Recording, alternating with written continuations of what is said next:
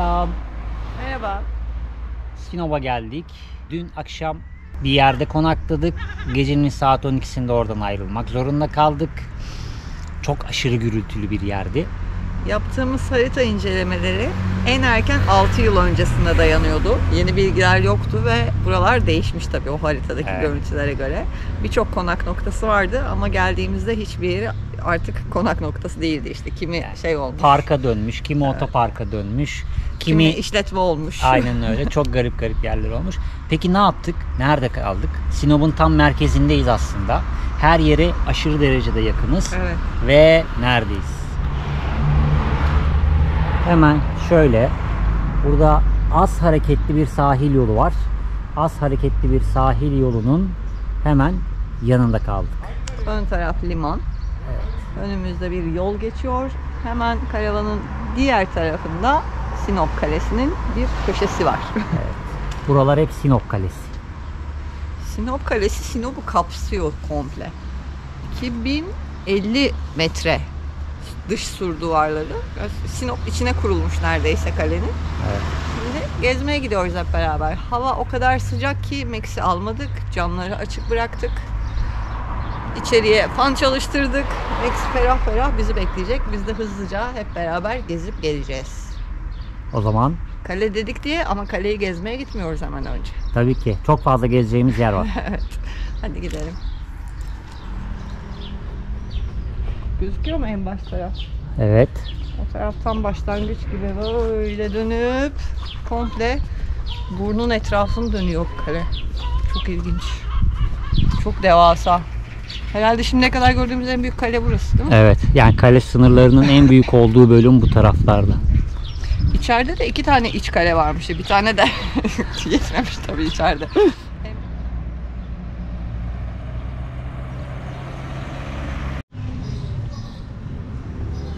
Evin güzelliğini görüyor musunuz? Burası Sinop Keten Müzesi. Eskiden muhtemelen konakmış. Bizim Bursa'daki evimiz buraya benziyordu. Evet.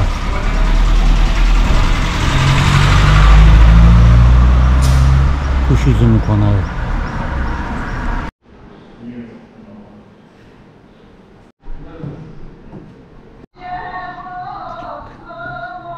Bu bulunduğumuz konak 19. yüzyıldan bugüne kadar aslını korumuş ve aslına uygun şekilde restore etmişler ve Keten Müzesi olarak hayatına devam ediyor şu anda burası.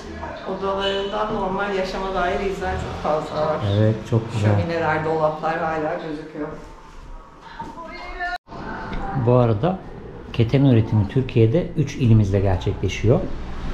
Sinop, Afyonkarahisar. Afyonkarahisar. Çiçeklere baksana çok güzel ya. Tabii bunlar yapar da normalde böyle mavi bir çiçeği var. Evveliyatında odanın ısınması için kullanılan şömine bu. Dolap etraf komple. Şöminenin bacası hemen şurada.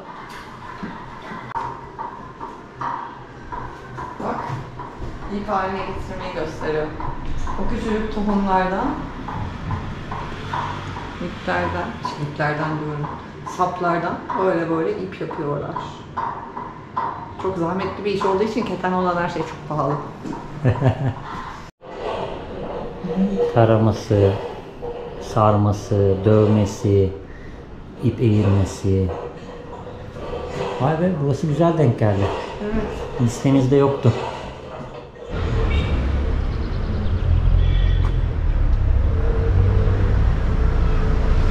Ortak kültür mirası Sinop tarihi cezaevi. Sinop tarihi cezaevinin hakkında çok fazla hikaye var. Bir dönem işkencelerle her ne kadar adını fazla duyursa da evveliyatında senin sabah okuduğun Çok geçmiş tarihe dayanıyor.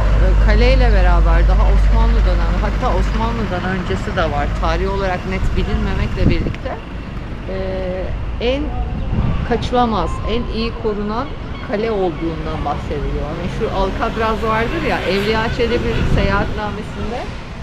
Evliya Çelebi'nin hikayesini anlatıyordu Gülden. Evliya Çelebi seyahatnamesinde Sinop'a geldiği zamandan bahsederken burası için şey diyor işte. Bırakın içeriden mahkum kaçmasını, kuş bile uçurtmayacak gardiyanlar var. Kulelerin tepesinde ejderha gibi bekleyen gardiyanlar var falan diye bahsediyor. Gardiyanların iriliğinden bahsederken bir bıyığına 10 tane suçlu asılabilecek kadar iri gardiyanlar olduğundan bahsediyor ve çok azılı suçlular olduğundan bahsediyor. Hikayesi bilinenin çok çok eski tarihlerine kadar tarihlendirilmiş bir cezaevi burası. Birçok acının, trajedinin ve cezanın yaşandığı tarihi Sinop cezaevi. Şimdi ise sessizlik hakim. Kuşlar ötüyor şimdi sadece. Ayrıca Türk filmlerinde cezaevi sahnelerinin birçoğunun da bu bölgede çekildiği söyleniyor ve biliniyor. Gülden'in bu tarafa doğru yürüdüğü şu arkadaki bina ise çocuk ıslah evi olarak geçiyor. Bu arada binanın çok eski olduğunu söylüyoruz. Şimdi Gülden fark etmedi. Ben gösterince fark edecek. Şurada bir inek kafası var. Onu fark etmedim. Şapkadan göremiyorum da şu karşıdaki şeyleri gördüm. Evet. Sütunlar var. Oyma üstler var bak. Zeminler var aslında. Aha. Evet bakın. Burası çok çok çok eski bir yapı. Hep tarihe göre güncellenmiş. Şu anda günümüzdeki son halini almış. Milattan önce 72 Hititlere kadar dayanağını bulmuşlar ama öncesinden de şüpheli söylemler var. Neydi? Miletlilere kadar gidiyor. Yani milattan çok çok öncesine kadar yaşam olan bir yer aslında burası. Kalenin yapılışı bilinmiyor yani bu yüzden. Tarihin tozlu raflarında yerini alan efsanevi bir alan şu anda sadece turistik geziler için açık. O zaman Sinop'u gezmeye devam. Hadi kaleye gidelim.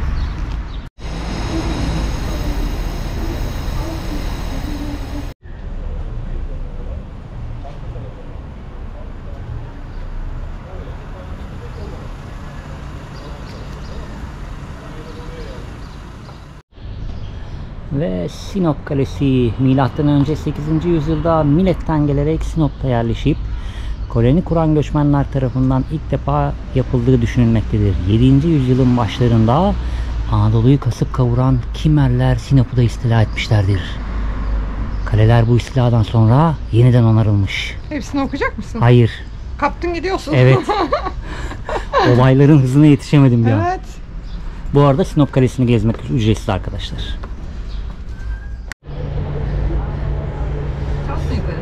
Seç your choice. Çıkacağız tabi.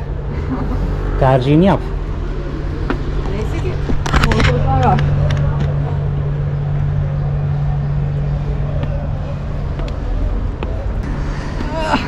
Kalenin bir pinçik surların tepesine çıkıyorsunuz ve hemen karşınızdaki surun üstünde de bir işletme var. Evet, buralar hep böyle. Ya şey olmuş aslında burası. Kalenin içine şehir kurulmuş. Kalenin sur duvarları kalmış çoğu yerde. Böyle yukarıya çıkıp etrafı görebileceğiniz bir iki manzara noktası kalmış geriye. Evet, olay bu yani. Kale bu kadar. Yani şurası ve şuradan şuraya çıkış yolu var, o kadar arkadaşlar.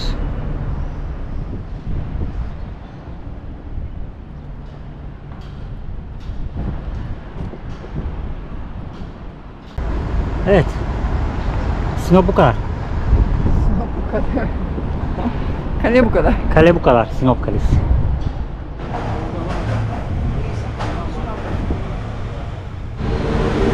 Peki şimdi nereye gidiyoruz?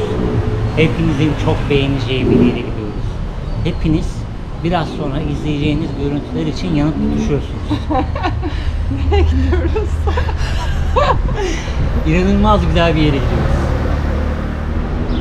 Sinop'ta böyle çok güzel evler var. İsmi olarak kaderine terk edilmiş. Evet, hepinizin canla başla merakla beklediği Sinop Etnografya Müzesi.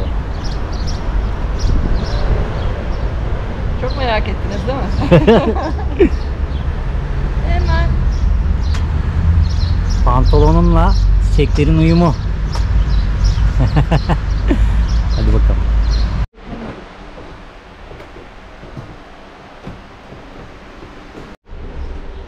Gelin odası.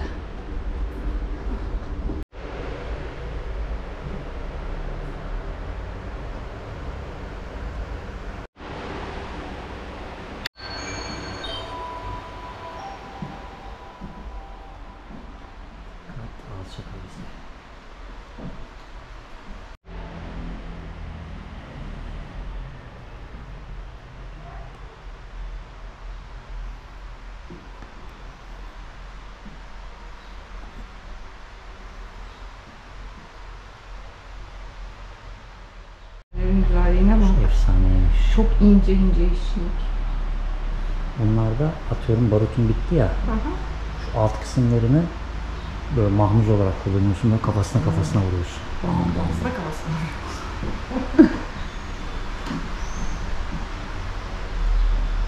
Mazer tüfekleri, çakmaklı tüfekler. Karşıda kılıç kalkan.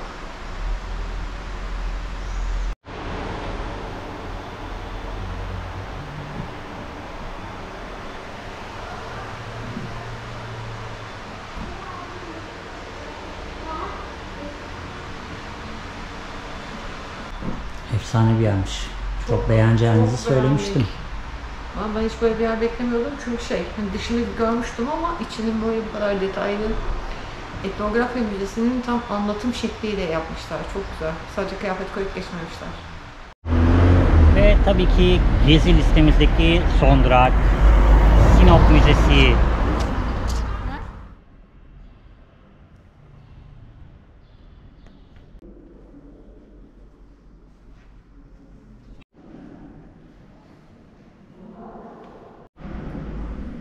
Boyabat Salar Köyü Kaya Mezarı.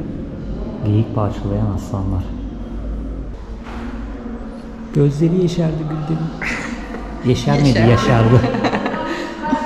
Yeşerdim. Gezimiz burada bitti mi sandınız? Tabii ki hayır. Şimdi karavana doğru devam ediyoruz. Sinop'a gelmişken gitmeden olmayacak bir yere gideceğiz. Çok güzel bir yere gideceğiz. Sana mamalar aldık. Evet. Sana mamalar aldık. Çok güzel mamalar aldık. Ha, poşet neredeymiş? Evet, orada sana bir şeyler varmış Max. Soğuk su koyalım mı çocuğa? Evet, hemen soğuk su verelim ona. Koyacağım. Evet. Gel sana su verelim bir dakika. Ay dur, ayağıma bir şey battı. Dur, ne yapıyorsun arkamda? Şu suyu dökelim. Komple soğuk dolduralım. Gel. Buz gibi su. Buz gibi su. Aa, bırak Gülden, ne suyu diyor. Ben oradan kokular diyor- aldım, ne suyu Gülden. Siz diyor kimlerle oynadınız? Onu söyleyin bana. Dedem, ister misin? Bence o yalama şeyinden var. İster misin? Sana bambaşka bir şey daha aldık Max. Sana lollipop aldık. Nasıl biz mi tutacağız lollipopu bilmiyorum. Valla ben de bilmiyorum, adam önerdi ama. Çok sevilen bir şeymiş bu. Oo, Max, sana çok değişik bir şey aldık. Atla Gülden'in yanına. Gel yukarı. Otur bakalım. Nasıl bir şeymiş bu ya? Yala. Dur, geldi toz ağzına. Al bakalım. Evet. Aa, neymiş bu? Neymiş bu Max? Isırma, yala. Yalana bir hal oldum. Aa, çok güzel bir şeymiş bu, yerleşeyim de öyle yiyeyim bari. Aa. Isırılmıyor. Dur yalayayım ben bunu en iyisi. Bak, yalayıp devam ediyor yalamaya. Evet. Ha?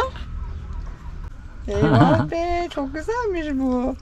Çok beğendik. Veterinerden yine Max'e alışveriş yaptık.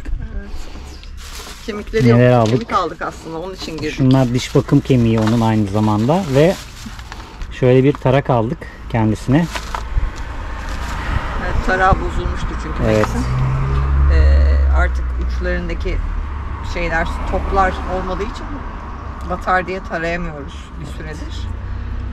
bizim eski taraklardan birini kullanıyorum. Bu daha iyi oldu. Boyun altındaki küçük tüyleri falan daha kolay temizleyecek. Oo. Allah'ım lollipop da yermiş bu çocuk. Çok güzelmiş galiba Tolga, bakar mısın? Gözler kapanıyor. Bak. Oh. Ah, Bir düşürdü. parçası düştü. Şurada bir şeyler daha kalmış. Kırıntıları kalmış Max. Şimdi şöyle, veterinerde işte nereye gezdiğiniz muhabbeti yaptık. Sonrasında işte Gülden'in size biraz önce bahsettiği yere doğru hareket edeceğimizi söyledik ama bugün donanma orada atış yapıyormuş. O yüzden size oraya izin vermezler dedi. Evet. Sinop deyince akla ilk gelen Türkiye'nin en kuzey noktası Sinop burnu. Biz de oraya gitmeyi planlıyorduk buradan sonra ama atış varmış. Atış yokken sabah saatlerinde ancak gidebilirsiniz falan dedi.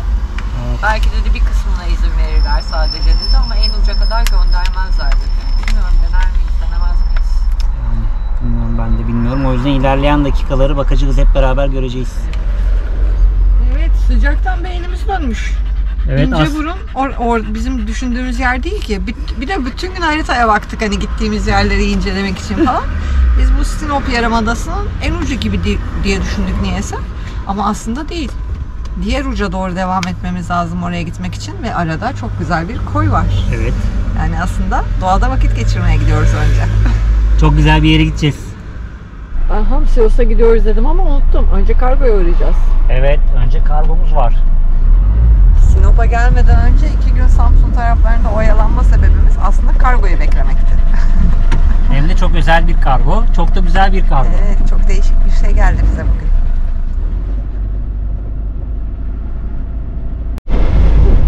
Yolculuk esnasında kargo işleri nasıl oluyor? Bir sonraki durak noktanızı işaretliyorsunuz ve kargonuzu oradan teslim alıyorsunuz. Kargo teslim gününü hesap ederek hangi noktada olacağınızı düşününce sonra kargo şubesinin adresini yazıyorsunuz teslim alacağınız adres olarak. Çok kolay teslim alıyorsunuz sonra. Oo, kocaman bir kutu. Evet ve ufak bir poşet. Poşeti alayım ben hemen. Al. Telefonları da vereyim. Bunu da arkaya atayım. Buradan atalım istersen. Hiç Tamam. açma kapıyı. Al o zaman. Wow. Evet, gomacan bir kutu. Evet, o arkaya buradan atalım dedim ama. Merakla bekliyorum nasıl atacağınızı. Dikkat edin lütfen, kırılacak yazıyor falan. Kırılabilir Gülden Hanım, dikkat edin. Atıyormuşum. Max'cim bir dakika. Şuraya sıkıştırayım mı? Olur. Max'e de basamak oldu burası. Tamam. Ay, Devam edebilir miyiz? evet edebiliriz. Bitti buradaki işlerimiz. Hadi gidelim o zaman. Hadi doğaya kaçalım. Çok şehir içi oldu burası.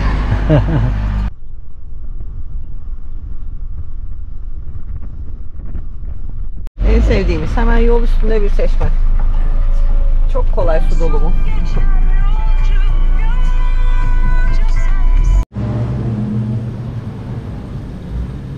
Peki bunlar neden renkli? Açıklamak ister misin arkadaşlar?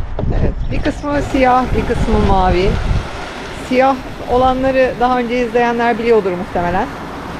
Güneşte ısınması hızlı olsun diye renklerini boyuyoruz. Siyah. Hayır. Bunlar neden renkli? Çünkü siyah boyamız kalmadı. Bu kadar basit bir cevaptı aslında. Maviyi öyle söyleyecektim ama ilk defa izleyenler varsa neden siyaha boyadığımızdan da bahsedeyim dedim. Hortum nerede? Hortumun esas kullandığımız hortumun aparatları şu an çok derinde. Evet, o yüzden yine şişeyle devam. Evet, yedek hortumumuz var aslında ama o da çok saçma bir yer. Onun da aparatları yok.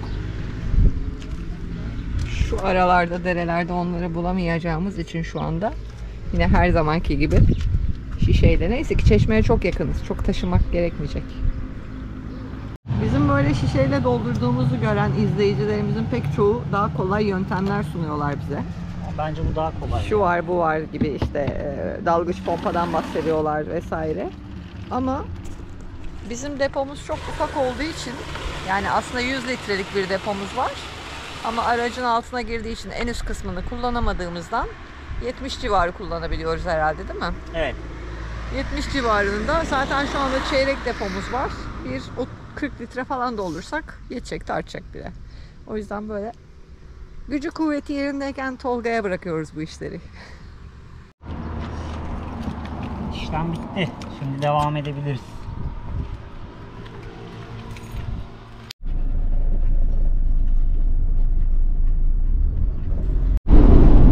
Şuna bak ya, bodur ama nasıl genişler. Aman gelme üstümüze. Tüylü tüylü.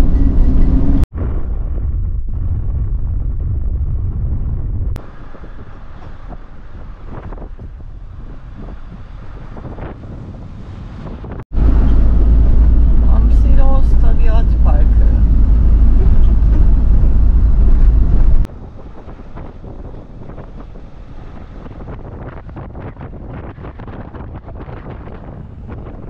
Hamsilos Tabiat Parkı'na geldik ama geçtik tabii ki. Çünkü daha ileriye doğru gideceğiz.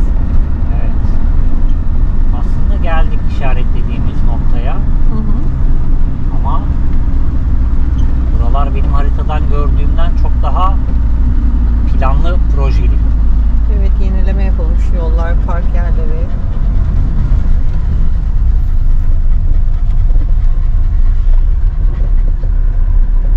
Ya bu yolun toprak yolu olması gerekiyor. Oo, asfalt dökmüşler bizim için. Oh. Yalnız yolun güzelliği.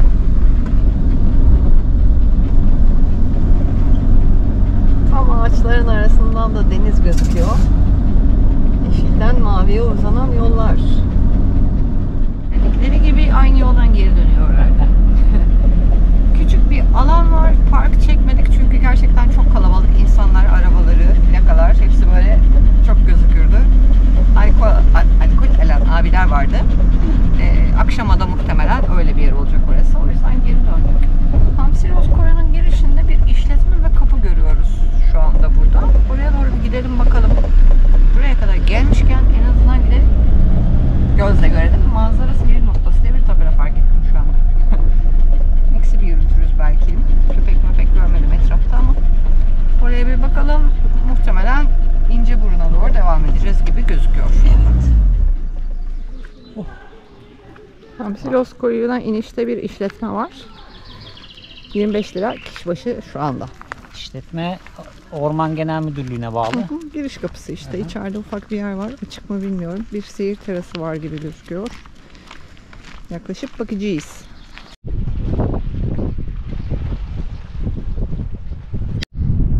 Evet. Bana bak buraya. Buraya. Otur. Otur. Şişt. Otur. Max. Max. Otur. Bekle.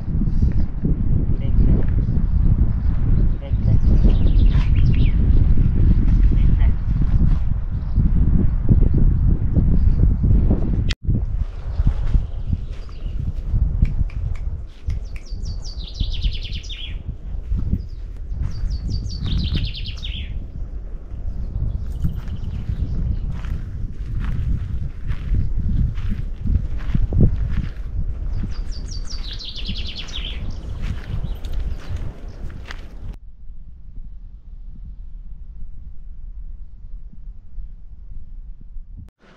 Tabiat Parkı'nın haritasını bulduk.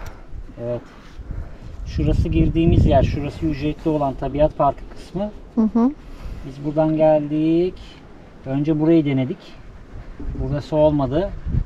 Şu an buradayız. Hamsilos Koyu dediği yerde şu kısım. Çok güzel ama. Çok güzel. Şuradan yürüyüş yolu var 2 kilometre. Uca kadar yürünebiliyor. Evet. Tekne turları var. Aşağıda görmüştük geçerken. Akliman tarafında. Yürür müyüz? Hamsaroz'muş aslında burası. Aa, Evet, Hamsilos Tabiat Parkı. Parka adını veren denizin bir nehir gibi kara içine girdiği Karadeniz'deki Ria tipi kıyı oluşumunun en güzel örneklerindendir diyor. Yani bu nehir gibi içeri Evet. giriyor ya. aynen. Bu da tabii birçok balık türünün ve kuş türünün burada hayat bulmasına neden olmuş. Hadi gidelim azıcık ileri. Sinop tarafına gelir de Hamsilos tarafına gelirseniz sadece Tabiat Parkı'nı gezip gitmeyin. Bu tarafa da uğrayın. Çünkü esas Hamsilos bu taraf. Evet. Öyle hani yüzülebilir plaj, koy gibi düşünmeyin. Evet. Ama manzaraları çok güzel. Harika. Herkes tavsiye ediyor. Yani Sinop'a yaklaştığımızı duyan herkes Hamsivas'a uğrayın demişlerdi mutlaka. Zaten haritamızda da ekliydi. Ben öyle bekliyordum. O yüzden sizi de şimdiden uyarayım. Öyle plaj, koy, kumsal falan. Ama güzel. Şey çok güzel. Mesela Sinop'ta az önce yanıyorduk merkezde ki orası da esmesine rağmen bir nebze. Buradan olan Taraf muhteşem. Ara taraflar çok korkunç değil mi? Çok sık böyle ormanlık. Bir de şurada bir patika vardı. Tam korku filmi platosu gibi. Evet, bir de rüzgar estikçe böyle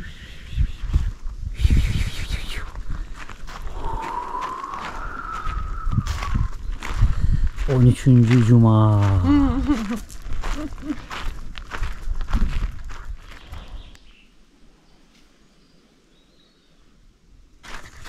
Yaz sıcağında bu tarafa gelirseniz mutlaka yanınıza bolca su alın. Ayağınızda spor ayakkabı olsun. Terlikle gelmeyin. Yanınızda evcil hayvanınız varsa mutlaka tasmasıyla dolaştırın.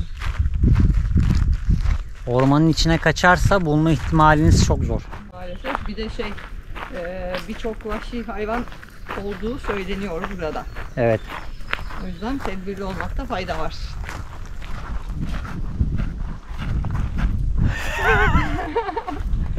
Sıcakladım ya, çok yürüdük. 2 kilometre falan diyor ama yalan. Ve sonunda uzaktan gördüğümüz köprüye ulaştık. Evet, şimdi Tamam, köprünün hadi üzerine dönelim. çıkacağız. Hayır, hemen hadisi yok. Köprünün üzerine çıkacağız. Fotoğraf çekeceğiz. Evet, ondan sonra dönebiliriz. Next, yavaş in.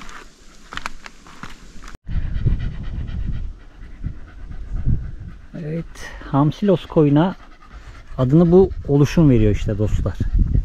Nehir gibi Ama deniz. ama aslında denizin uzantısı, Gülden'in dediği gibi. Ve yol buradan devam ediyor. İleriye doğru devam ederseniz zaten koyun karşısından yine manzaralı fotoğraflar çekebilirsiniz.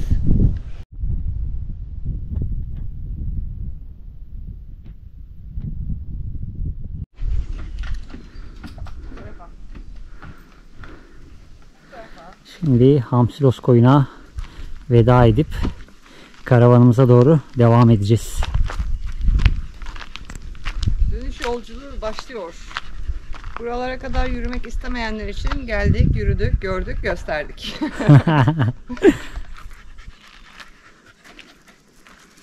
Hadi Max.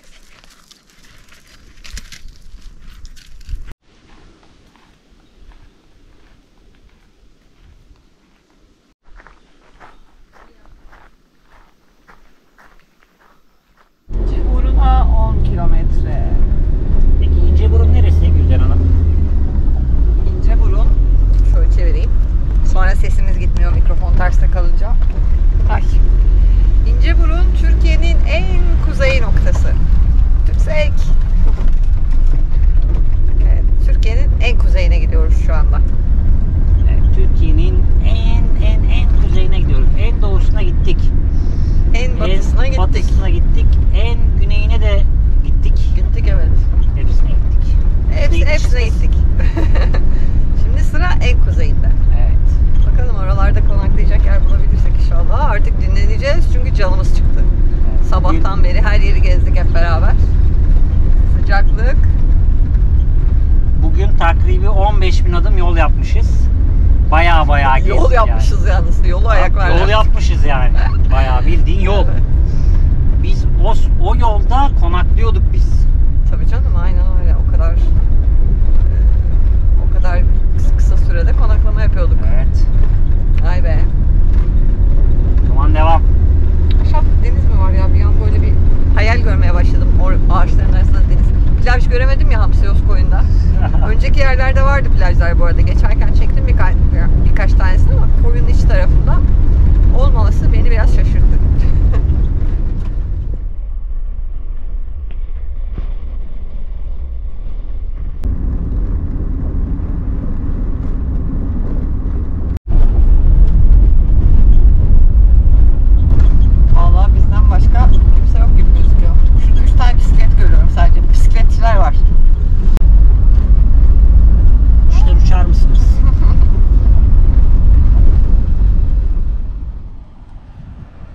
Türkiye'nin en kuzeyi Sinop İnceburnu'na geldik. Hoş bulduk.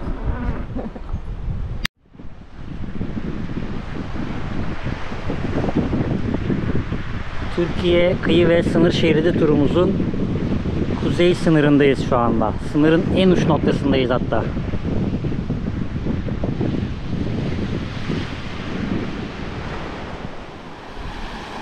Vay be. En kuzeydeyiz. En kuzey noktadayız. Evet, sen benden daha kuzeye gittin ama ben uca gelmedim. Evet, ben gittim. Şimdi buradaki deniz daha mı derindir? Niye? En uçta ya, en içeride. Bunlar hep Ağrı'da başladı. Ne zaman ki Doğu Beyazıt'a girdik, hep bunlar başladı. Peki yerlere göre düşünürsek en uzak nokta suyun içinde. Bak derin ama baksana. Evet.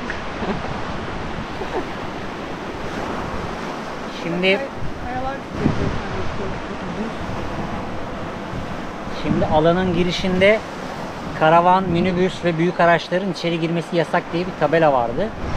İçerisi özel mülk yazan ayrıyetten de bir tabela vardı. Bir ev var içeride. Muhtemelen bu Fener'de kalan aileye ait bir yer olduğunu düşünüyoruz ama emin değiliz. Biz içeri girerken işletmeden çıkan bir adam vardı. Ona gideceğiz. Eğer burada konaklayamazsak buranın giriş kısmında bir düzlük alan vardı. O tarafa devam edeceğiz. Eğer orada da olmazsa ileri doğru devam edeceğiz. Bir de iç taraf için şey diyor, akşam 8'den sonra kapılar kapanıyor falan diyor. Aşağıda kalınmaz diyor ama kalınmaz tabelası aşağısı için geçerli. Onun arkasındaki alanda kalabiliriz belki. Bakacağız. İlerleyen dakikalarda ne olacak bekleyin. Max size günün anlam ve önemini anlatıyor. O kadar sıcak ki. Evet, buraya geldik, gördük. Az yukarıda, az önce söylediğim gibi belki konaklayabiliriz diye düşünüyorduk ama haritayı inceleyince çok ileride değil, çok yakında değil. Bir iki konum olduğunu fark ettik. Oraya doğru devam edelim diyoruz. Evet, ileride birkaç tane sıra konumlar gördük. Bir olmazsa diğerini deneyebiliriz. Ya burada hem hayvanlar var, hem köpekler var. Hem de gelen gidenler var tabii. Evet. Burada 4-5 arabayla karşılaştık. Bütün yolda hiç araç görmemişken burada arabalar varmış meğer. Haliyle insanlar gelip giderler. Yol üzeri belki orası otopark gibi kullanılır. Büyük araçlar, geziler vesaire gelirse. O yüzden ileri doğru devam ediyoruz. İnceburnu'na giden yolun bozuk olduğundan bahsetmiştim ya. Pardon. Bulduğumuz konuma giden yol daha da bozukmuş meğer. Evet. Ama bozuk yollar hep en güzel yerlere çıkar. Ben size demiştim amortisörleri yaptırdıktan sonra daha beter yollara gireceğiz diye.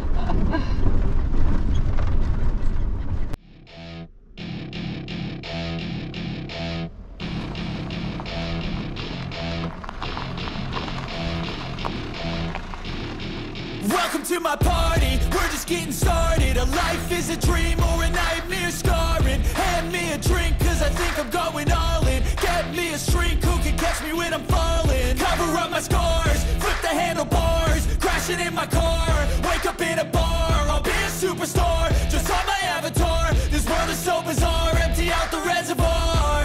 Yeah, I'm taking 6 shots, yeah, straight to the face. And I wanna get lost, I'm sick of this place. Don't know how to stop when I'm feeling this way. So I'm taking 6 shots till I'm feeling okay.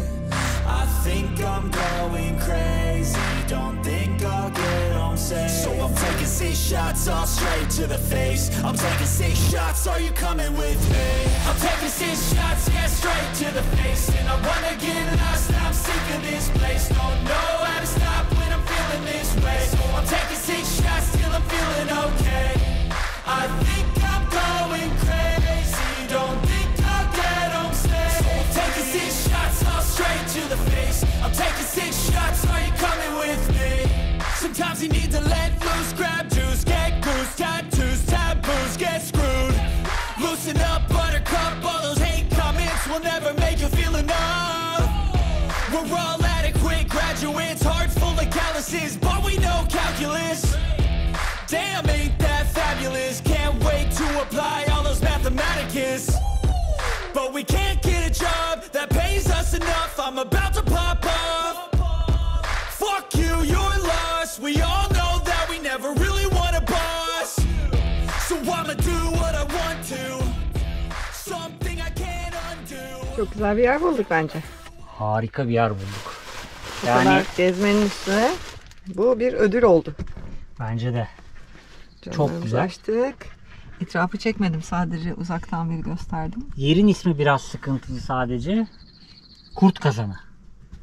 Kurt Kazanı. Kurt mu kazanı? Kurt Kazanı olarak geçiyor.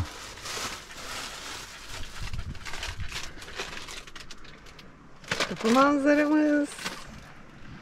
Böyle güzel bir koy, deniz. Şuradaki tek başına kalmış bir ağaç.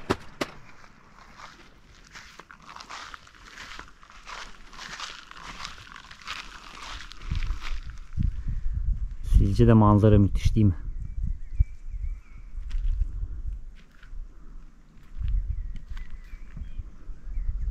Buradan bakınca uçurumun kenarındaymışız gibi gözüküyor. Evet. Çok güzel manzara ya. Yer çok güzel denk geldi.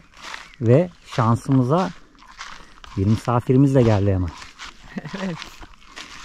Evet, yürüyüşe çıkarttık. Biraz gezelim.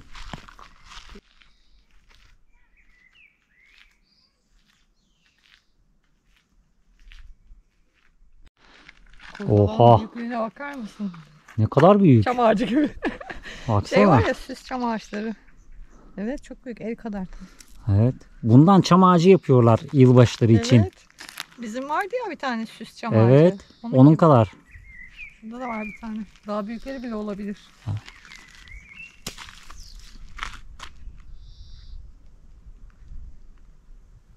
Ötme diye be. Durunca onlar da Vallahi suslar. ötme diye be. Fransız komşularımız geldi. Evet.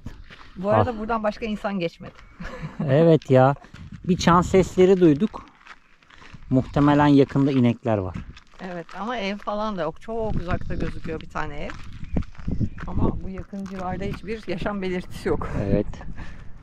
Çok güzel oldu ya. İşte şu tür yollar çoğu zaman sizi böyle manzaralara çıkartıyor. Ve çok güzel bir gün batımı olacak gibi görünüyor bu akşam.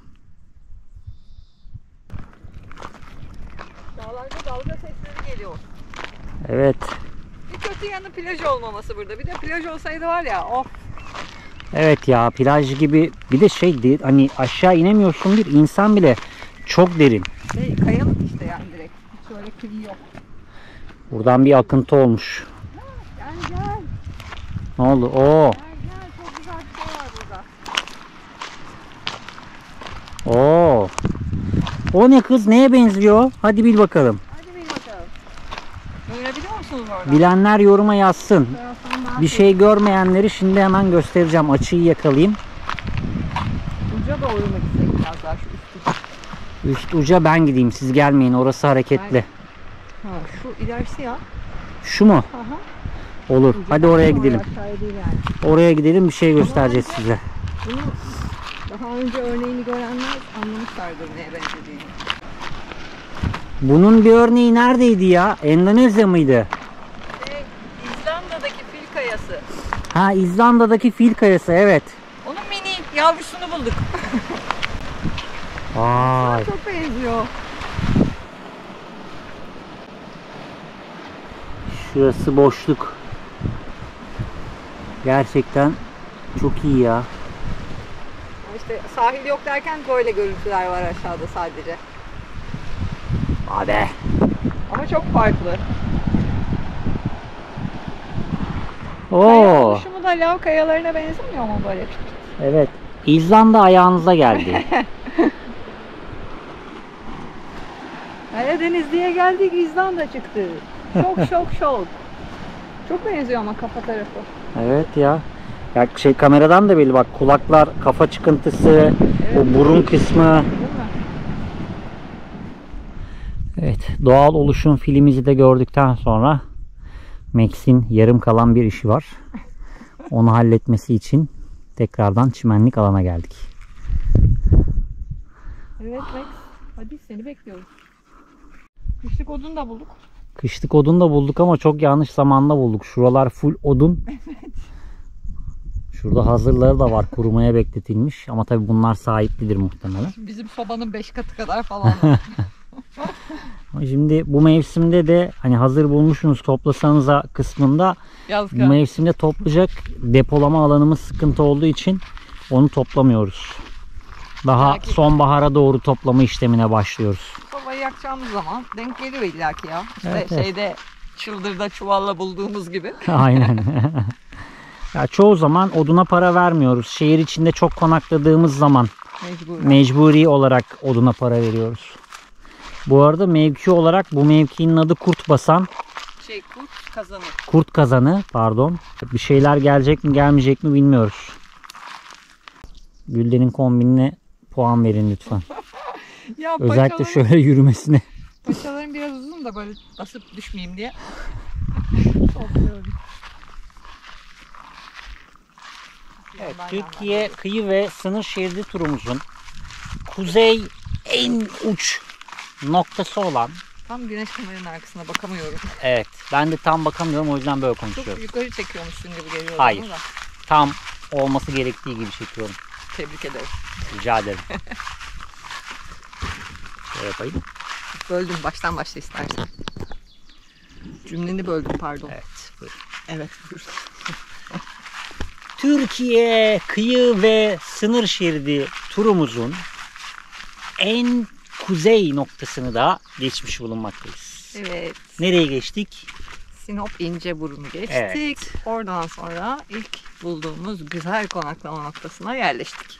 Sinop şehir içinde bir gün geçirdik aslında ama çok Evet. kalabalık. Yani bir de biliyorsunuz biz doğuda yani normalde Akdeniz Ege'de de öyle tercih ettik genelde ama doğuda özellikle çok az insan gördük. Çok az ev gördük. Şehir içlerine hiç girmedik zaten neredeyse. Ya da girsek de böyle 2 saat içinde falan çıktık ama Sinop kalenin içine yerleşmiş, biraz da sıkışmış, bayağı oldukça kalabalık bir şehir. Evet. O yüzden oradan sonra burası acayip iyi geldi. Ve yollar tek gidiş, tek de geri, Evet. yani Sinop'un içini dönüp geri dönüyorsunuz. Hani güzergah da biraz öyle. Özellikle karavan için. Evet. Yani burası da, bulunduğumuz nokta da İnceburun'a yanlış hatırlamıyorsam 2 ya da 2,5 kilometre mesafede. Yani öyle çok uzun bir mesafesi de yok. 3 falan demiştin galiba haritada ilk Galiba. çıkarken ama o kadar bir şey işte. Ama Evet. sadece yolu biraz bozuk olduğu için yavaş gidilmesi gereken bir yer. Mecburen. Ya şey geldi. Ben belki bahsettim ya da bahsetmedim, hatırlamıyorum, ya da yorum olarak yazdım Google'a. Araçların dikkatli olması lazım, uzun araçların dedim. Nereden baksan 7-7,5 metre gelen araç. Evet, altı Hani bir önemli. problem yaşamadı. Bence Şey değil, çukur yok. Büyük Evet. taş yok yolda ama zemin bozuk olduğu için işte o yüzden yavaş gitmek lazım. Onun Aynen haricinde öyle. bir iki yerde sadece şey vardı. O dönüş yaptık ya. Max buraya. Dönüş yaptığımız yerdeki o su yarıkları. Bu çok yağmurlar olduğu zamandan kalma muhtemelen. Ama gelinir yani buraya. Bence gelinir abi. Yani şöyle söyleyeyim. Hopa'dan sonraki duraklardan sonra gel burada bütün stresini, sinirini at, gevşe. Çünkü inanılmaz güzel bir yer. Hazırlıklı gelmek lazım, onu da belirtelim. Çünkü Evet. etrafta işte söyledik, evde yok, yerleşimde yok, suda yok. Hiçbir şey yok. Manzara var ama bol bol. Aynen, hazırlıklı geldiğiniz takdirde çok keyif alacağınız bir nokta burası. Max koştur koştur eve doğru gidiyor şimdi. Karavanı Evet. gördüğü hizada. Direkt eve gitmek için önden koşturuyor. Ama gezimiz daha bitmedi. Çünkü Evet. işlem tamamlanmadı. Biraz da öbür tarafa doğru yürüyelim. Gelmeyeceğim. Gel ben tutayım seni. Aşkım, belim tutulmuş diyorum. Beni indirmeye çalıştığın yere bakar mısın? Dün sabahtan beri bel ağrısı çekiyorum ben. Tamam. Hiç anlamıyorsun. Ağlamıyorum diye anlamıyorsun. Biz o zaman bir aşağı inip geliyoruz. Hadi gel Max. Şuradan bir aşağı inelim biz. Sizi denize yaklaştırmak için bu çabalarımız. Şurada da bir girinti var ama bakayım neymiş orası. Max yavaş. Hoppa. Oo, bir şey bulduk. Max yavaş, arkada kal. Mağara bulduk. Bakın şurası. Max arkada kal. Hayır.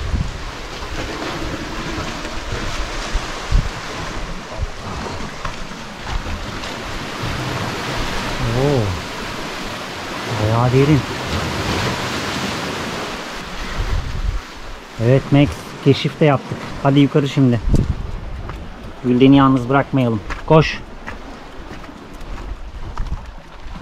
Mağara bulduk orada arkadaşlarla. Mağara mı buldun? Bana havuz Evet. Bakayım. Oo, önümüzde havuz varmış bizim. Evet. Hem de 3 tane. Oo. Doğal havuzlar. Şurası gölgede kalmış ama orası da havuzdu. Daha büyük bir havuz. Silüet şeklinde gözüküyorsun. Eteklerini savurman gözükmedi. Şimdi bir daha savurabilirsin. Ya diyecekler 40 yaşındasınız. Bir yaşınıza olgun davranın. Ne alakası var? Ne alakası Ne var? alakası var kardeşim? Ah. Hadi gidelim. Yorulduk.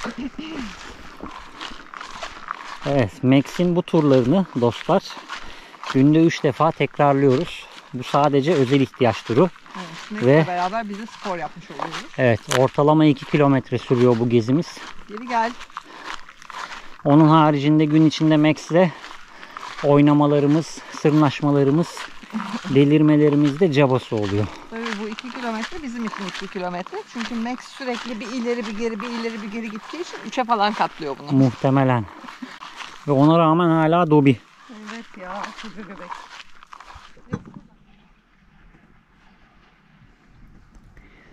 Harika bir gün batımı manzarasında.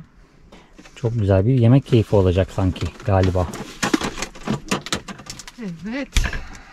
Biraz aşağılarda kayboldum. Bir önceki videoda yapamadığımız, vakit bulamadığımız asma pidesi yapalım diyoruz bu akşam. Bakalım Tolga ilk defa yiyecek. Ben daha önce bir komşumuz yapmıştı. Çok sevmiştim. Böyle yaprakları görünce markette aklıma geldi. Değişik bir şey yapalım. Asma pidesi. Asma pidesi, evet. Bunun için ne gerekiyor? Mısır unu, yaprak, ondan sonra aslında maydanoz, taze soğan, dereotu falan da konuluyor ama bizde yok. Bizde hiçbir yok galiba, değil mi? Ya şöyle, biz sadece taze soğan seviyoruz aslında. Hı hı. Sen maydanoz da seviyorsun gerçi. Ama markette yoktu hiçbirisi. O yüzden baharatlarla renklendireceğiz biz burada. Hadi bakalım. Kısmet artık. Nasıl bir şey olacak bilemiyoruz. Biz mesela mücvere de koymuyoruz onları. Normalde mücvere de koyuyorlar. Evet. Mücvere soğan konulunca çok hoş duruyor oluyor ama. Ama onsuz da güzel oluyor. Tabii ki. Tabii ki. Yoğurt. Birazcık yağ. Belli bir ölçü düzenimiz yok. Evet, hamurun yoğunluğuna göre göstereceğim nasıl, ne kadar olması gerektiğini. Şimdi içi hazırlıyoruz önce, sonra şey yapacağız. Yaprakların dizilişini falan. Sonra hallederiz onları, beklemesin boşuna.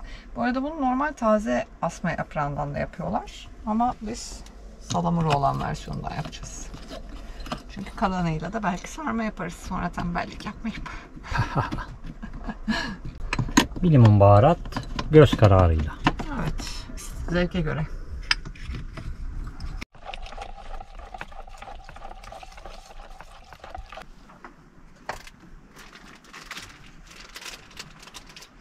Bir yandan yemek, bir yandan da şu güzel manzaranın tadını çıkartıyoruz. Batımı çok güzel gözüküyor. Denize batıyor güneş. Evet. Bir Biraz da miktarda mısır unu. Şöyle yavaş yavaş dökelim.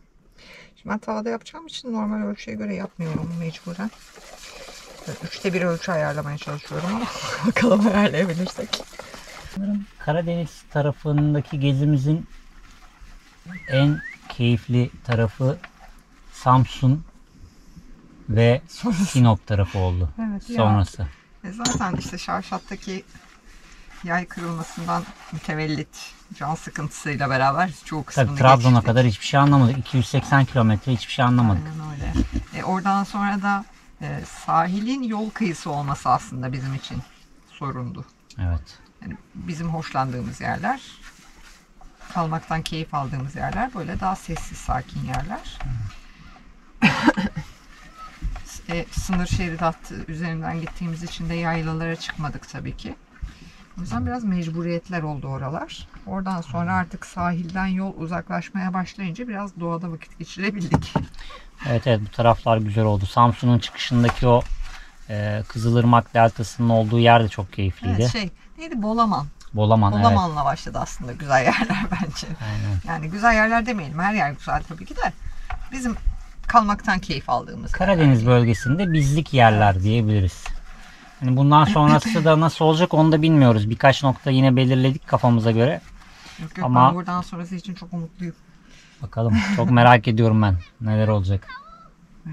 Biz 2 gündür tişört giymeye başladık ama bütün ülke yanıyor gerçekten şu anda. Bu arada bütün ülke yanıyor ve halen daha kaçak yolcularımız var bizim.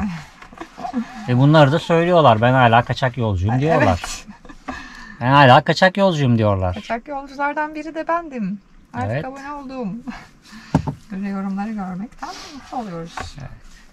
Kanalımıza abone olarak, yorum yaparak ve beğenilerinizle destek olabilirsiniz. Ekstra olarak destek olmak isterseniz de süper teşekkür kısmındaki seçenekleri değerlendirebilirsiniz. İlk gösterim yaptığımız zamanki canlı sohbet kısmındaki süper sohbette yine oradaki seçenekleri değerlendirebilirsiniz. Onun haricinde de ya ben her ay abone olayım size, hani Aylık uğraşmayayım abonelik. öyle tek sefer derseniz aylık abonelik yapabilirsiniz. Bu aylık aboneliği de nasıl yapmanız gerekiyor? Katıl butonumuz var. Katıl butonuna tıkladığınızda çorbada benim de bir tuzum olsun, benim yerime de gezin. Sonrasında da mazotla alakalı destekleriniz olabilir. Aylık abonelikte şöyle bir dipnot var. Aylık aboneliği istediğiniz zaman iptal edebiliyorsunuz. Yani oradaki mazot desteğini yaptığınız zaman tek bir destek yapıp sonrasında iptal edebiliyorsunuz. O tamamen size bağlı. Ama Ama abonelikleri devam eden, evet, katıl abonelikleri diyelim. Şimdi abonelikleri deyince Evet. karışabilir normal aboneyle. Katıl abonelikleri devam eden aylık abonelerimiz var. Ayrıca onlara teşekkür ediyoruz. onlar da 2. ve 3. aylarına girmek üzereler birçoğu. Bu arada abone sayımız arttığı gibi katıl abonelerimizin sayıları da artmaya başladı. Hem normal abonelerimize hem katıl aboneliğiyle bize aylık destekte bulunan herkese teşekkür ederiz. Teşekkür ederiz. O zaman yemeğe geri dönelim. Biraz daha da baharat koyacağım şimdi. Baharat az geldi gözüme hamur çoğaldıkça. Şimdi bu hamur yaprakların arasına mı girecek? Evet. Üstüne hamur gelecek, sonra da üstünü kapatacağız tekrar yapraklarla. Böyle arada kalacak bu hamur. Ve dışı, altı, üstü...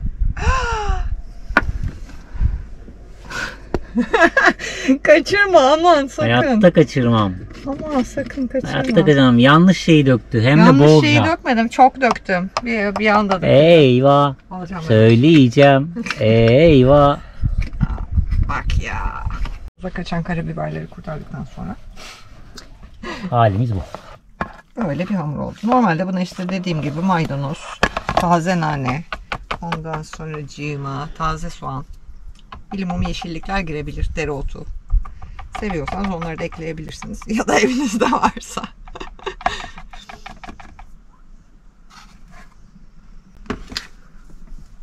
Şimdi mutfağımızı toplayalım hemen.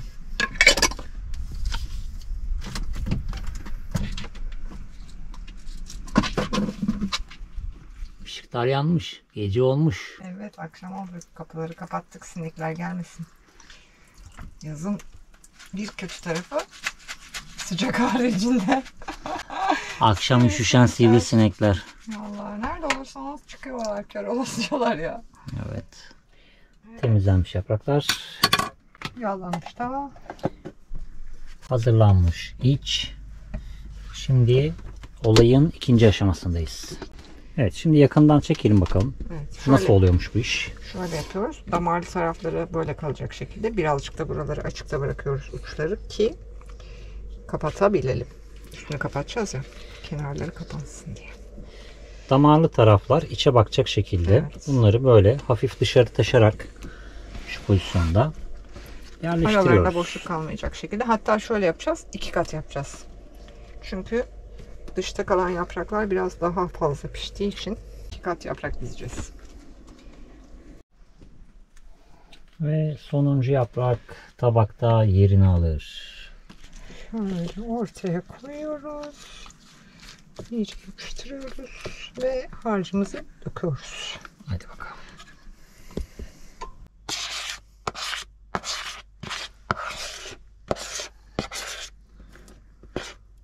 Tadı konusunda bana güvenebilirsiniz. Çünkü size yine bir Instagram, gerçi bu Gülden'in eskiden bildiği bir şey ama o mısırlardaki hikayeyi biliyorsunuz.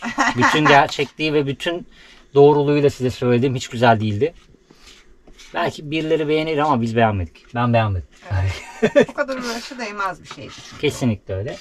Haşlaması çok daha lezzetli. Şimdi bunda da nasıl bir şey olacak hiç bilmiyorum. Ama daha lütfen. önce hiç yemedim. Bu öyle bir Instagram tarifi değil, bu bayağı Evet, bu eskiden biliyormuşsun zaten sen bunu. Bu. denenmiş, yenmiş. Hatta şöyle, bu sanırım Karadeniz, Samsun falan filan o bölgelerde meşhur bir pideymiş. Neydi adı? Asma pidesi olarak normalde geçiyor adı da. Hiç duymadım. Lornik. Lornik. Evet, Bakacağım ona. Lornik diye bir şey. Bakacağım. Tabii bizimki yalancısı oluyor bunun, hani eksik malzemeleri çok fazla. Tabii içinde hiçbir şey yok şu an. Evet, bizimkisi Mısır unu hariç hiçbir şey yok. Ya var canım. Baharatlar var. Ama içine maydanoz, taze soğan, Dereotu. dereotu, o bilimum yeşillik Taze koyabiliyorsunuz. Nane vesaire. olabilir. Hemen görsele bakalım. Bunu böyle yaptık ya. Evet. Şimdi bunun üstünü de bu sefer yaprakların tersini koyacağız. Yani parlak yüzeyleri üstte İçeride. kalacak şekilde. Üstte kalacak. Yani damarlı kısım malzemenin içine temas etmesi gerekiyor. Aynen öyle olacak. Sonra da bunları böyle kapatacağız. Yalnız benim biraz yaprak ayıklamam lazım. Çünkü altı harcadım hepsini. O esnada da çocuk karavanın her yerinde yatabiliyor. Ama inatla burada yatıyor. Gördüğünüz şekli görün yani. 50 santim bu bizim boşluğumuz. Buraya tepişiyor illaki. Ama ben buradayken. Evet, özellikle Gülden burada iş yaparken çocuk burada. Utanmasa ayağıma yatacak. Ben yine zor şartlarda sizler için çekim yapmaya çalışırken Senin orada olduğunda artık nasıl bir halde olduğunu biliyorlar. Geçenlerde ifşa etmiştim ben seni. olsun ama siz yine beni zor şartlarda bilin. Bunu böyle kapatıyorsunuz dostlar. Üstte de mi 2 kat olacak? Evet. Hep 2 kat. kat Peki çünkü şu bağlam noktaları 4 kat olmuş olacak. Fark etmez. Oralar çıtır çıtır olup yanacak zaten. Oo, kıtır bir şey olacak yani o. Evet. Ben kafamda hiç bunu oturtamadım ya. Bunu deneyen birileri olursa şayet Onu normalde yapıyor insanlar. Bunu denemeye gerek yok ki. ya da yiyen biri varsa yorumlara bir şey yazsın ya. Beni Meşhur bir inandırın diyorum şuna. Sana meşhur diyorum. Yöresel bir yemek diyorum. Yok. Yiyen olduysa olursa. Ben uydurmadım bu sefer. Gerçekten var böyle bir şey. Sen benim uydurduğumu düşünüyorsun sanırım hala. Hayır, senin değil de senin yediğin kişinin bir uydurması gibi geliyor bana. Hayır. Ayrıca yaz gelince makrame satışlarımız da biraz hızlandı. Makremeleri alarak bizlere destek olan sevgili takipçilerimiz, değerli dostlarımız, sizlere de ayrıca teşekkür ederiz. Bir bakıyoruz sipariş gelmiş. Eskiden mesajlaşıp işte soruyorlardı falan, almak istiyorum, şu var mı bu var mı. Şimdi bir bakıyoruz, satılmış. Evet. Sonra elimizde yok diye bir telaş yapıyoruz. Hemen örmeye çalışıyoruz. 1. kat bitti. Kaşla göz arasında. Evet. Yani aslında amaç hiç açık kalmaması ve işte alt ateşe direkt gelecek yerlerin yanacağı için, o yüzden 2 kat yapmak. Ondan mütevellit. Evet. Şimdi kameradan bakarken aklıma geldi. Şimdi tahminen bu 150. video falan olacak. 150 videodur dövmelerine takılan biri olmadı daha galiba şimdi o kadar. Pembe Gerçi- saçlardan dövmelere vakit kalmıyor Evet. bence.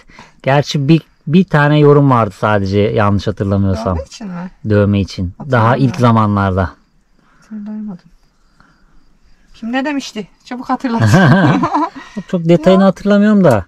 Hani öyle çok bir şey de dememiş de ama içinde de kalmış da demek istemiş gibi bir yorum vardı. Hiç hatırlamadım. Bilmiyorum, bence dövmelerim dikkat çekmiyor. Evet, saçların daha önde. Evet. Halbuki bir dünya dövmem var. Ona kimse bir şey demiyor. Saçları pembe olunca dövmesiz olmak dövmesiz olması tuhaf gelir bence insanlara.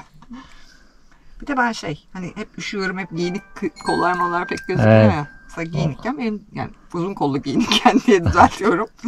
Uzun kollu bir şey varsa üstünde benim dövmem var mı yok mu anlaşılmıyor. Aynen. Çünkü onlar gösteriş dövmesi değil. Dövmem var diye gösteriş yapmıyorum. Oo. Dövmem var diye kendi kendime mutlu oluyorum sadece o kadar. Evet, şimdi bu arkadaşları da böyle kapatıyoruz. Evet, kapama işlemi nasıl gerçekleştiriliyor? Evet, zaten ıslak oldukları için kendi kendilerine Yapışacaklar yapışıyorlar ağırlıklarından böyle. dolayı. Kenarları uzun bırakın dememizdeki amaç Evet. buydu. Daha rahat Kapatabilmek. kapatacaksınız. Bu arada fark ettiniz mi bilmiyorum, artık tava kapağımız var bir tane. Evet. Nereden bulduğumuzu söylemek ister misin? Hayır.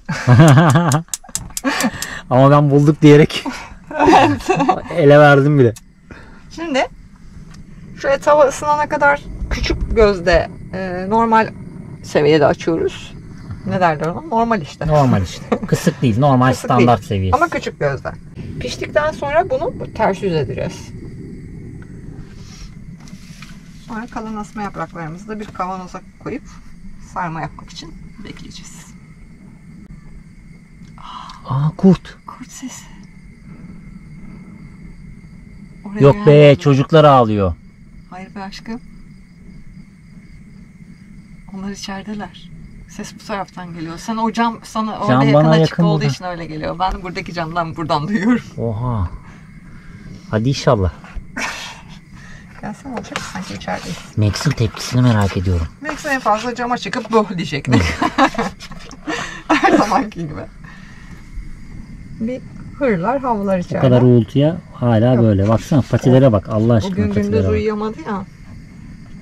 Dün sıcaktan, dün diyorum, sıcaktan çok yoruldu. Gündüz de uyuyamadı. O yüzden böyle pestili çıkmış gibi yapıyor şu anda. Ama gece gelirlerse eğer uyumasına gerek yok. Kesin kalkar. Evet. Demek öyle havlamıyor etmiyor falan diyoruz ama dışarıda bir hareket olsun, bir tıkırtı tıkırtı olsun gece, hemen camlardan birine gidiyor ya da ön tarafa atlıyor. Bir ufak hırlama, sonra Evet. bir diye bir ses çıkartıyor. Gırtlaktan gelen bir mıh. Ama eğer devam ederse havlıyor. Evet. Böyle çıtırdamaya başlayınca altını kısıyoruz ve beklemeye devam ediyoruz. Max neden burada? Çünkü biz dinlenme modundaydık. O arkadaş pişerken. Kandırdım Max'i. Ben oraya oturdum, geldi oraya yattı, ben geri geldim. Şimdi bu arkadaş bayağı Bayağı kavrulmalara kızardı. başladı. Kokmalara da başladı. Kokusundan anlıyoruz neler olduğunu, bakalım. Yani şöyle çevirelim bakalım ne olacak. Hadi bakalım. Hazır. 3, 2, 4. Kapağı düşürdüm herhalde. Ay dur, düşme. Kaymam lazım. Eyvah. Bir yaprak çıktı. Ama çift kat yaptığımız için bunları da şuradan şöyle ittirerek. Tele tele. Ama işte üst kat, ikinci kat tuttu neyse ki. Evet, bayağı. Bak gördün mü? Çıtır demiştim ya. Çıtır olmuş. Bunu bir tur daha sonra çevirebilirim tekrar. Şimdi çevirmeden önce kürdanla bir kontrol. En kalın yer, en kabaran yer şurası. Bakıyoruz. Evet. Lekesiz çıkıyorsa içi pişmiş demektir. Anam. Ay, elim yandı. Bak gördün mü? Dedim ya üstteki yapraklar yanıyor diye. Tattım, elin yandı elin. Yanmadı. Cama doğru kaydı bayağı da. Tutamadım, sapı düzgün değil ya. Şimdi şunlar mesela, şu yanık yapraklar, ikinci kattakiler, bunlar çıkacak. Hı hı. Ha, onları yemeyeceğiz mi? Hayır. İstiyorsan çıtır yiyebilirsin. güzeldi. Az öncekinden de attık, çok güzeldi. Evet. Evet. Yani atmak zorunda değiliz onları, yenebilir. Çıtır çıtır. Cips gibi. Ben de sevdim. Fazla sağ ol. Şu tarafa da biraz daha kızarsın. Sonra dilimleyeceğim. Birazcık soğumasını bekleyeceğiz. Çünkü çok sıcaktır şimdi. Ondan sonra yiyebiliriz artık.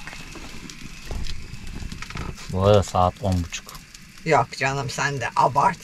10. 9. 9.30. 9.45. 9. 21.43. Bugün niye böyle oldu bilmiyoruz. Biraz geç. İkimiz de bilmiyoruz yalnız. Yorgunluktan. Abi. Max'i yürüttük geldik falan. İşte bunlar anca. Aslında çok uzun sürmedi yapmak. Sadece geç başladık maalesef. Evet. O zaman hop kapattım. Yeter, o kadar pişmiştir herkes. Yani pişti de o kadar kızarıklık yeter. Bakıyorum ki sen çok acıkmışsın. Keselim de bir an önce soğusun. Merak edenler varsa içi nasıl bir İçini görebileceğiz mi? Göreceğiz. Biraz ayıracağım şimdi, şöyle keseyim. Görebiliyor musun? Böyle mısır ekmeği gibi içi. Şöyle doğru değil mi böleyim aşkım? Doğru da böyle. Bize bu fazla gelecek ama bu soğukken de çok güzel oluyor. Çok güzel pişti. Üzerlerini de çıkartmadık. Arzu ederseniz üzerlerindeki o yanık olanları alabiliyorsunuz. O zaman bize afiyet, şeker, bal, kaymak olsun. Deneyenlere de aynı şekilde olsun. Ellerine sağlık tatlım. Afiyet olsun. Bir şey demek ister misin? Çok açım.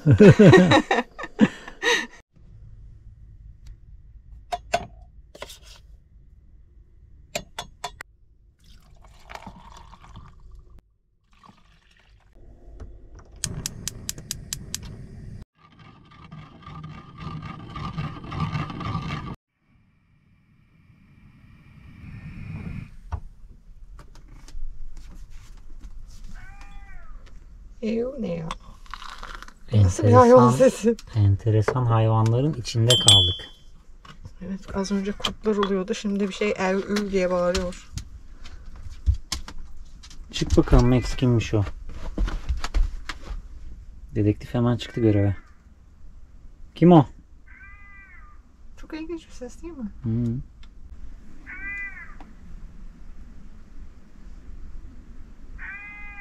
Sana derim.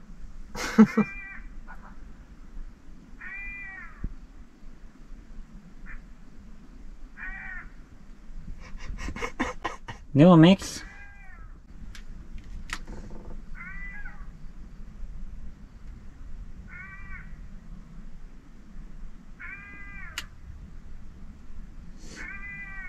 Kafa nasıl yana yana gidiyor? Hmm.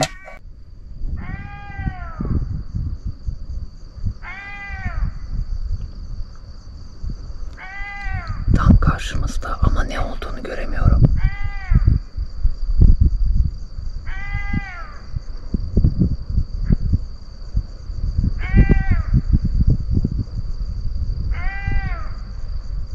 Sesini duyabiliyorsunuz inşallah.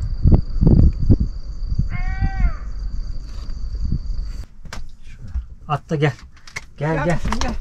Gel. Bulamadık Max. Bulamadık ya. Neymiş o? Kahvelerimiz soğudu. Vallahi kahveler soğudu. Duydunuz sesini? Çok enteresan bir şey. Bence o kedigillerden bir şey. Kurt, çakal değil. Çakal öyle bağırmıyor. Tilki yavrusu mu? Yavru gibi ama sanki bir şeyi arıyormuş gibi bir. Hani bir Evet, çağrı sesi gibi. Ama yani miyavlama gibi bir ses o.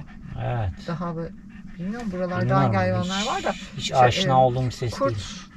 kuyusu. Kurt kazanı demiştik sanırım yürüyüş yaparken. Sonra haritadan baktım, kurt kuyusu diye bir yer arka taraf. Çakal vesaire falan da diye okumuştun sen ama. Aha. Ne diyeyim? Bilemedim, her şey oldu. Bir tane tavşan gördük. Max kadar. Hani her şey olabilir mi? Cidden Max kadardı. Ben şok oldum. Hatta ben oha diye bir tepki verdim. Yani Gülden şok oldu ona. Yani Evet. bir şey mi var? Ne gördün öyle diye. bir oha dedi ki, dedim herhalde kurtlar geliyor üstümüze. Max kaldı, ben yürüyordum. Patisi havada kaldı Max. Böyle. Cidden Max kadardı ya. Acayip Evet, etli butlu bir şeydi. İriydi. Vay be. Kurtları Evet. göremedik. Bu arada az önce ezan okurken kurtlar da uluyorlardı. Onu çekemedik. Ya, Kameranın onu şarjı çekemedik. yoktu o arada. Evet. Ama bayağı varlar yani, şu arkadaki ağaçların oradan geliyor sesler sürekli. Akşam Dışarıda bir şey kalkar. bırakmayın. Neyse ki Max'i gece dışarı çıkartmıyoruz. Evet. Tuvalet saatlerini erkene çekmemiz. Kış ayları için erkene çekmiştik aslında, doğudayız diye. Daha hala uzatmadık saatleri. Güneş Hala battıktan gün sonra- batmadan, tam batmadan aslında. Gün Tam. battıktan sonra içeri girmiş Evet. oluyoruz diyecektim Aynen. ben. Evet sevgili dostlar, Türkiye kıyı ve sınır şeridi turumuzun Karadeniz etabında Karadeniz'in en kuzeyine kadar gittik. Evet. Değil mi? Evet. En kuzeyine gittik. Sinop'u gezdik bu videoda hep beraber. Yaklaştı mı Max? Max tepki veriyor. Ben de bir şey anlatıyorum. Ama onun tepkisine de ben de çok şaşırıyorum. Sen saçını başını bir düzelt istersen önce. Dağıldım hepten. Bu arada bu video içeriğinde sanırım 20 kere falan Türkiye'nin en kuzeyi dedim. Ama en kuzeyine geldik. Tamam da geldik. Ama geldik yani. Tamam da. Tamam da. Ama geldik yani. En kuzeyine geldik neticede. En kuzeyine Yürüyüş geldik. yaparken bile 4-5 defa söyledim. En doğusuna da gittik. Evet, en kuzeyine geldik. En kuzeyine de geldik. En kuzeyinde konaklasaydık aslında güzel olacaktı ama orası Evet. bir özel mülk mevzusu olduğu için orada konaklayamadık. Ama burası çok güzel. Burası bence oradan daha güzel. Çünkü orası çok ziyaret alacak bir yerde. İlla Evet, gelenler çok hareket olacaktı. olacak. İşletme vardı zaten bahçede de. Ayrıca köpekler vardı. O yüzden burası çok daha sakin, sessiz, efsane manzaralara sahip bir yer oldu. Evet. Sinop'un yorgunluğunu aslında burada attık bir nebze. Güzeldi ya. Keyifli geçiyor. Samsun'dan sonrası özellikle çok keyifli geçiyor. Sizi Samsun'a kadar biraz hızlı harala gürele hep böyle yol kenarlarında konaklayarak izlettirdik ama Biraz mecburiyetten evet. oldu. Ondan sonra, ama şimdi Samsun'dan sonrasında işte gerek Kızılırmak Deltası olsun, gerek burası olsun harika oldu bence. Evet, Çok evet. güzel oldu. O kadar dinlendik ki hala yorgunuz. Ama ya o yol kenarı hatırlıyorsan günlerce sürekli trafik sesi altında bayağı yorulmuştuk. Çok yorucuydu ya. Dinlenememiştik Yani hani hiç. amortisörlerin stresinin haricinde o yol kenarındaki o araç Evet, gürültüsü gerçekten çok yorucuydu. Sürekli bir şehir trafiği gürültüsünde. Yani şehrin göbeğinde uyuyormuş gibiydik. Yani gece de olsa trafik durmadığı için. Evet. Ama işte Delta'dan bu yana aslına bakarsan gayet sakin günler geçiyor. Evet, evet, O yüzden çok dinlendik keyifli. diyorum. Ya umarız şimdi şuna da değinmek istiyorum ben. Şimdi mevsim itibariyle şu an aslında herkes Ege'de, Akdeniz'de. Ondan sonra herkes oralardan. tatil modunda. Tabii herkes tatil modunda. Artık Biz ise tam okullar tersi kapanmış istikamette. olacak. Bu video yayınlandığında. Aynen. Biz de tam tersi istikametteyiz. Bundan birkaç video öncesine kadar hala montlar üzerimizdeydi. Ya işte birkaç video öncesi değil, 2 gün önce ben yine üşüdüğüm için hırkalar Tabii. akşam hırka giyiyoruz hala daha buralarda. Bizim işte ben birçok videomuzda söyledim. Bizim popüler olma gibi bir niyetimiz yok. Sadece emeğimizin karşılığını almak derdindeyiz. Onu da sizlerin desteğiyle yavaş yavaş alacağımıza inanıyoruz. Kanalımıza abone olmanız, beğeni yapmanız, yorum yapmanız bizim için en büyük desteklerden biri. Ayrıca katıl butonuna tıklayarak orada çıkan seçeneklerle de kanala destek olabiliyorsunuz. Süper teşekkür ve süper chat kısmından da kanala destek olabiliyorsunuz. Onlar ayrı destek olmak isteyenler için ayrı bölümler. Ama dediğimiz gibi abone olmanız ve yorum yapmanız bile bizim için en büyük destek açıkçası. Şimdi konuyu şuraya bağlayacağım. Oradan oraya geçince kafam biraz konuyu karıştırdı. Nereye bağlayacağımı şaşırdım. Ben de bakıyorum, hiçbir haberim olmadığı için. Yani şuraya bağlayacaktım. Başlangıçta aklımdaki cümleyi unuttum da o yüzden. Abone oldu döndü oradan. Dur, bir Oraya boşluk yakalamışken abone olun. Hemen dedim onu da katayım araya da o karıştırdı kafamı. Birçok videoda söyledik bunu, hani başlangıçtan beri söyledik. Bizim fenomen olma gibi bir derdimiz yok. Bütün derdimiz emeğimizin karşılığını almak. Çünkü YouTube, birçoğunuz izleyenler biliyor, haftada düzenli olarak 2 video aynı gün aynı saatte, yani bir dizi film gibi aslında, bir dizi film modunda düzenli olarak size çok uzun süredir yayın yapıyoruz. Bir içerik üretiyoruz. Kendi hikayemizi üretiyoruz size.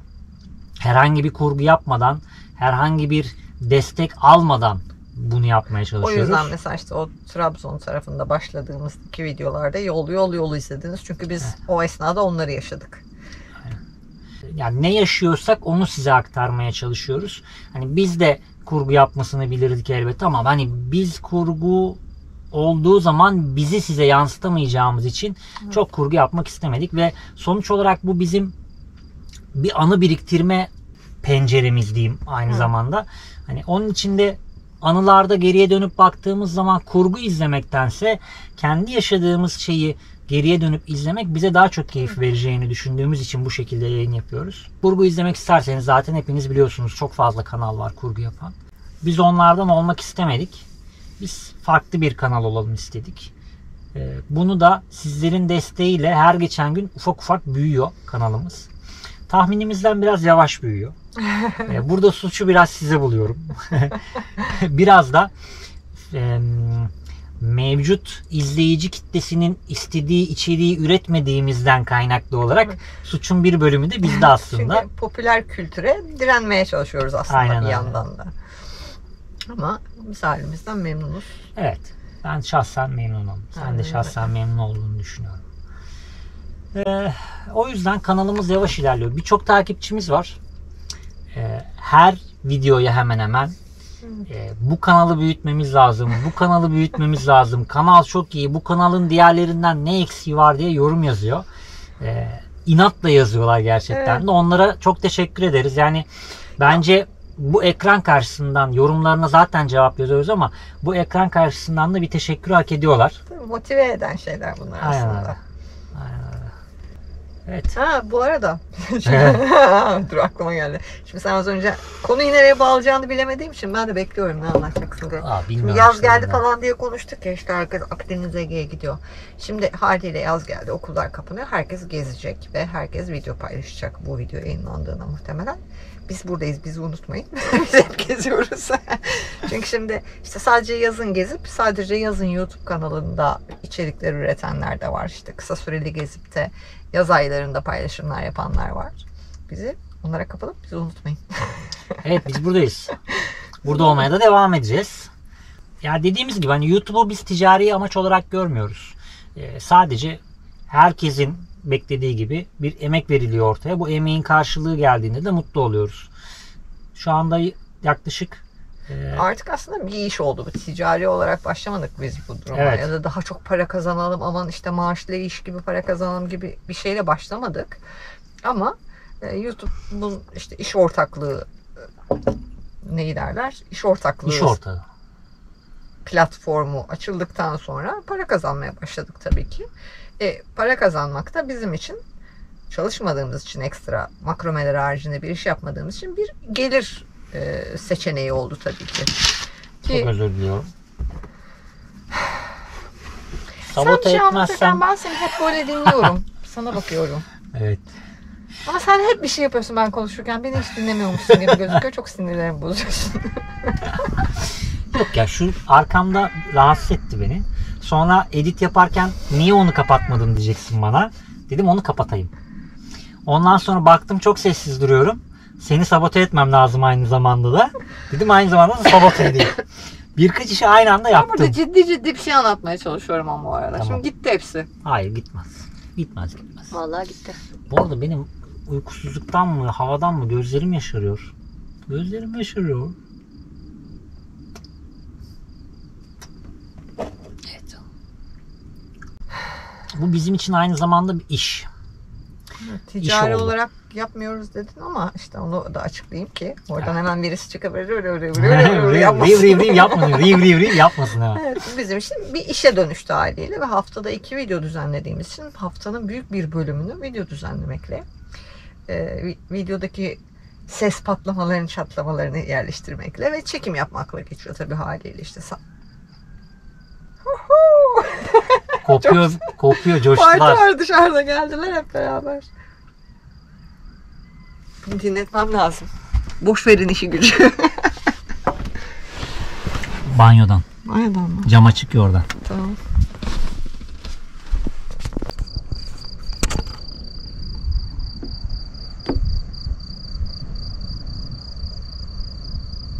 Şöyle geliyorum hemen. Şöyle tekrardan konumumuza geçelim. İnceburnu'ndan sonra gördüğümüz yola daldık. Çok güzel bir yer bulduk. Evet, tahminimizden daha güzel bir yer çıktı. Aynen öyle. Tamam. O zaman kanalımıza abone olmayı unutmayın. Yorum ve beğenilerinizi eksik etmeyin. Kanalımızın daha iyi yerlerde olmasını istiyorsanız bizi sevebileceğini düşündüğünüz arkadaşlarınıza mutlaka önerin, paylaşın. Onlara gönderin. Onlar da Sayfamızı izlesinler. paylaşın. Onlar da abone olsunlar. O zaman yeni bir macerada, yeni bir yolda görüşmek üzere diyelim. Kendinize iyi bakın. Hoşça kalın.